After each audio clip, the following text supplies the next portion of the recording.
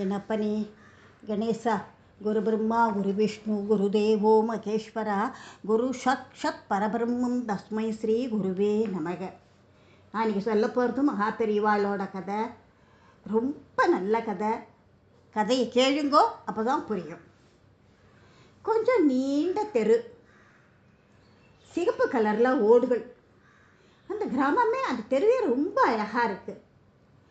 தெரு ஓரங்களில் அங்கங்கே பக்தர்களோட கூட்டம் இருந்தது. வெங்கட்ரமணி தான் என்ன சென்னையிலேருந்து கூட்டிகிட்டு வந்தார். மெல்ல நடந்து வந்து தெருவோட மையப்பகுதிக்கு வந்துட்டோம். திருவிழா போல் கலகட்டி இருந்த அந்த ஒரு வீட்டு வாசலில் சட்டுன்னு நின்னார் வெங்கட்ரமணி. எண்ணற்ற பக்தர்கள் அந்த வீட்டின் உள்ளேயும் வெளியேயும் குறுக்கும் நெடுக்கமாக நடந்துட்டு இருந்தா. ஒவ்வொருவரோட முகத்திலையும் சந்தோஷம் தென்பட்டுது. அந்த வீட்டுள்ள ஒரு குறிப்பிட்ட பகுதி வரை என்னை கூட்டிகிட்டு போனார். அதுக்கப்புறம் அங்கே தின்ன மாதிரி ஒரு இடம் இருந்தது, அங்கே உட்காந்துக்கோன்னு சொல்லிட்டார். மரத்தின் சிப்பந்திகள்லாம் தங்களுக்கே உண்டான பாணியில் மும்முரமாக இருந்தா.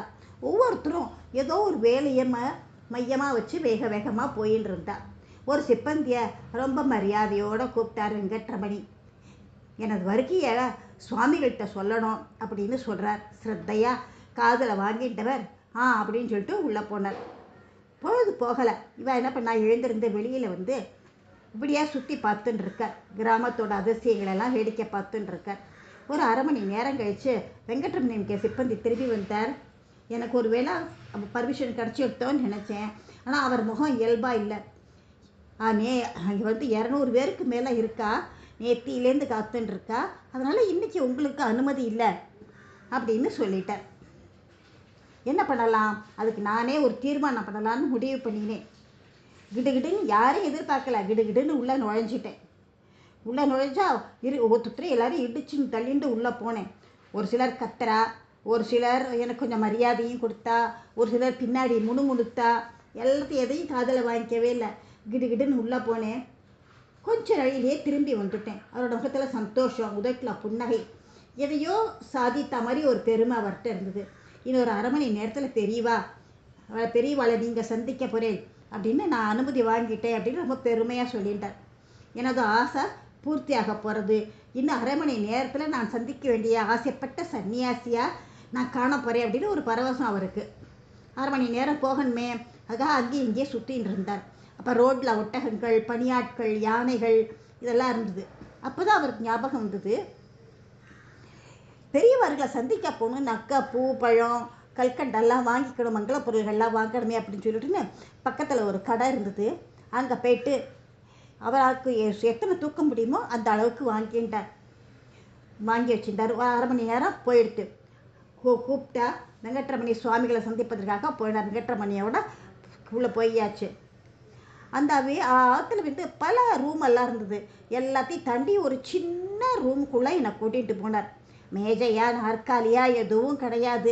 இருட்டாக இருந்தது அந்த ரூமு. ஒரு எண்ணெய் விளக்கு, குத்தி விளக்கு மட்டும் எரிஞ்சிட்டு இருந்தது மங்களா. அங்கே ஒரு சின்ன உருவம், நான் தேடி வந்த சுவாமிகள். இத்தனை எளிமையான அன்பரா? எனக்குள்ள ஒரு சிலிர்ப்பு. வாங்கி வந்திருந்த காணிக்கைகள்லாம் அவருக்கு சமர்ப்பிச்சுட்டு இந்த ஊர் கலாச்சாரப்படி சாஷ்டாங்கமாக நமஸ்காரமும் பண்ணினேன். என் கண்களில் ஒரு பரவசம் தோன்றதை உணர முடிஞ்சுது. சுவாமிகளோட முகம் பார்த்தேன். தலையில் தென்பட்ட நரைமுடியை பார்த்து வியந்தேன். காவி வஸ்திரத்தை இடுப்பில் சுட்டிண்டு ஒரு தூணில் ஏகாந்தமாக சாஞ்சு அமர்ந்துன்னு இருந்தார். கோதுமை நிறத்தில் அவருடைய முகம் எனது நினைவில் அப்படியே ஒரு படம் போல பதிவாயிருக்கு. அவரோட முகம் தெய்வீக கலை. பிரெஞ்சு மக்கள்லாம் சொல்லுவா, அது அப்படியே உண்மை. அவர் முகத்தில் குடிக்கொண்டிருந்ததை பார்த்தேன். அவருடைய தோற்றத்தில் ஒரு அடக்கம், அந்த கரிய விழிகளில் எத்தனை சாந்தம் நிறைந்திருந்தது. அந்த முகம் பழைய காலத்து கிறிஸ்துவ குருமார்களை நினைவுபடுத்தும் விதமாக கூட இருந்தது. இந்த முகத்தில் கூடுதலாக அறிவும் கூர்மையும் தென்பட்டது. இந்த தரிசனத்தில் என்னையே நான் இழந்தது போல இருந்தேன். ஐரோப்பியரான பால் பிரிண்டன் மகா பெரிவாளை சந்தித்த முதல் நிகழ்வு அவரோட அனுபவம் வாயிலாகவே விவரிச்சிருக்கார். இந்த சந்திப்பு நிகழ்ந்தது 1931 ஜனவரி மாதம்.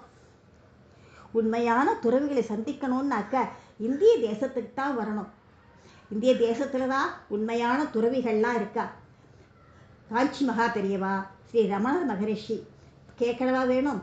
இந்த மகாபிரிவோட எளிமை, பற்றற்ற தன்மை, கருணை போன்ற பல நற்குணங்கள் வால்பிரிண்டனை வெகுவாக கவர்ந்து கொடுத்து இதையெல்லாம் தன்னோட நூலில் விரிவாக எழுதி வச்சிருக்கார். வெளிநாட்டினர் ஏன் இந்தியாவுக்கு வரா, அவளோட யாத்திரை எது முதன்மை பெறுகிறது இங்கே வந்தாக்கத்தான் அப்படின்னு மகாபிரிவா தீர்க்க தரிசனமாக சொல்லியிருக்கார். ஸ்ரீ ராமபிரான், கிருஷ்ண பரமாத்மா, நாயன்மார்கள், ஆழ்வார்கள், தவசீலர்கள் உள்ளிட்ட அத்தனை பேரும் இங்கே பெரும் பாரத பூமியில் அவதரிச்சிருக்கா. பாரத பூமி புண்ணியம் படைச்ச பூமி.